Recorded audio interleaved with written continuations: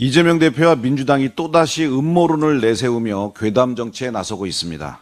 윤 대통령 석방이 결정되자 검찰을 향해 내란 수교의 졸개라는 망언을 서슴지 않고 있습니다. 그런데 정작 구속 취소 결정을 내린 법원에 대해서는 이런 방구조차 하지 않습니다.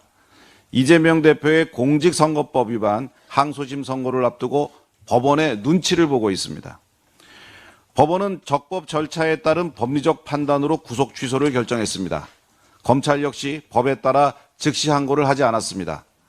이를 두고 검찰이 내란 행위에 동조했다고 하는 것은 근거 없는 음모론입니다. 법원에서 뺨 맞고 검찰에 화풀이하는 격입니다. 민주당은 검찰 비판에 앞서 29차례나 무분별한 탄핵으로 국론을 분열시키고 국정을 마비시킨 행태에 대해서 사과부터 하는 것이 순리입니다. 그리고 정치적 이해에 따라 선택적으로 법치를 주장하는 이중적 행태에서 벗어나야 합니다. 아울러 법원에 요청합니다. 2천만 원이 넘는 과일값 등 경기도 예산 1억여 원을 이재명 대표가 사적으로 유용한 사건에 대한 재판을 빨리 진행해 주십시오. 그리고 작년 이 대표 측의 법관 기피 신청 기각 이후 중단된 쌍방울 불법 대북 송금 사건의 조속한 재개를 촉구합니다. 나누는 문제보다 만들어가는 게 중요하다. 이재명 대표가 올 1월 진행된 신년 기자회견에서 기본소득 정책 재검토를 언급하며 한 말입니다. 그런데 불과 2주 뒤 국회 연설에서는 기본사회를 위한 회복과 성장위원회를 설치하겠다고 말을 바꿨습니다.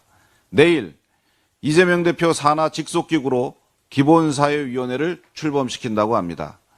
이재명 대표가 줄곧 주장해오고 있는 기본사회, 기본소득 정책은 이미 해외 여러 나라에서 실패한 정책으로 평가받고 있습니다.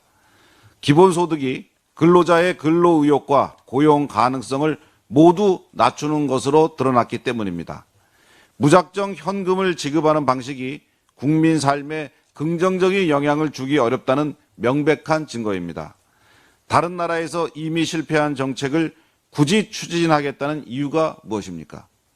실패로 귀결된 정책을 끝까지 고집하며 무리하게 추진하는 것은 아집과 오기일 뿐입니다.